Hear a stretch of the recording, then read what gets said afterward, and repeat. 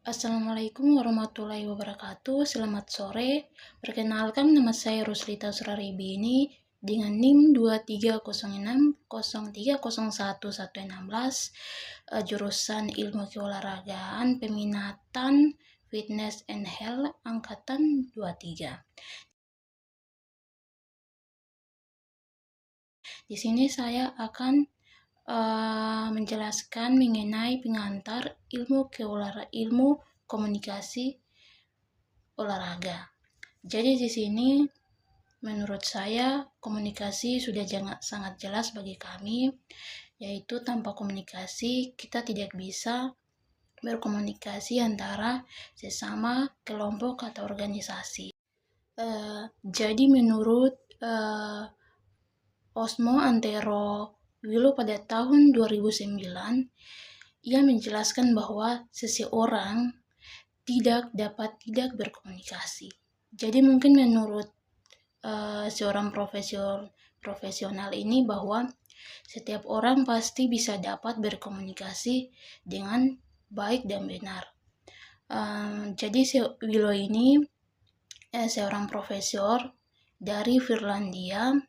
Nah, dia itu menguraikan apa yang dia gambarkan sebagai 4 hukum komunikasi manusia, khususnya pada tingkat interpersonal.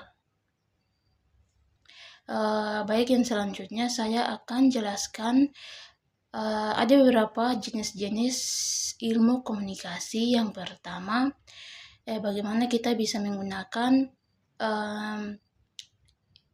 komunikasi interpersonal.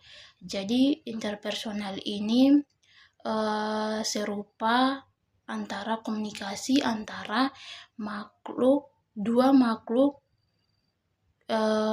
yang bisa terjadi di tempat individu itu sendiri, antara konteks komunikasi internal yang dapat bisa kita definisikan interpretasi.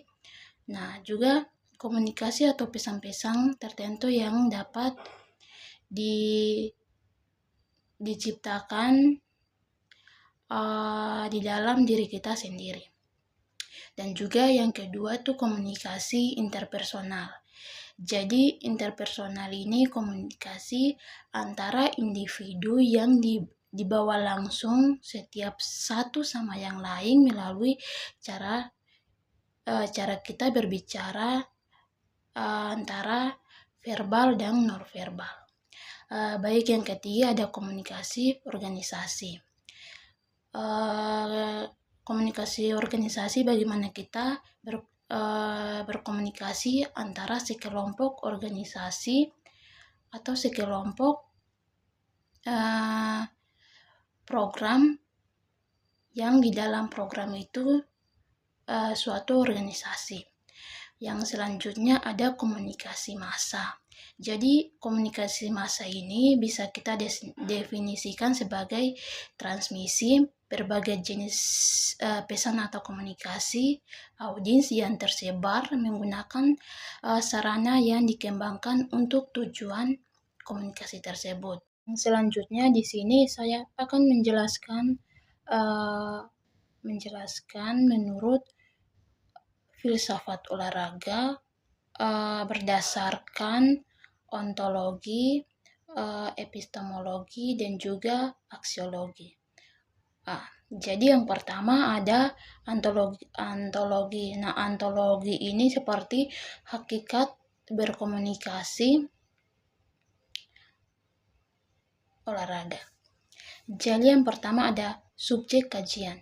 Subjek kajian ini bagaimana kita berinteraksi atau yang biasa bilang simbolik. Nah, simbolik ini seperti bagaimana kita berkomunikasi secara verbal dan non-verbal yang terjadi dalam konteks aktivitas fisik dan kompetisi. Dan juga ada instruksi teknik pelatih pada atlet di lapangan seperti gestur atau kode visual. Ada juga yang dilakukan pelaporan berita olahraga,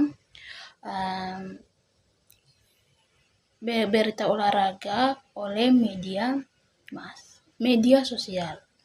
Dan juga ada realitas. Jadi realitas ini bagaimana komunikasi dianggap sebagai proses dinamis untuk menciptakan dan menukarkan untuk mencapai suatu tujuan perform kami, dan juga sebagai hiburan. Yang selanjutnya ada epistemologi. Nah, epistemologi ini seperti pengetahuan dalam ilmu komunikasi. Jadi yang pertama tuh ada sumber pengetahuan. Sumber pengetahuan kita seperti analisis media olahraga. Ada juga wawancara mendalam dari pelatih ke atlet, bagaimana wawancara menggunakan berkomunikasi dengan baik antara atlet dan pelatih. Ada juga validitas ini bagaimana berkomunikasi atau menyampaikan pesan yang baik dan benar. Yang selanjutnya ada aksiologi. Jadi aksiologi ini seperti nilai, norma, atau manfaat. Jadi yang pertama ada praktis.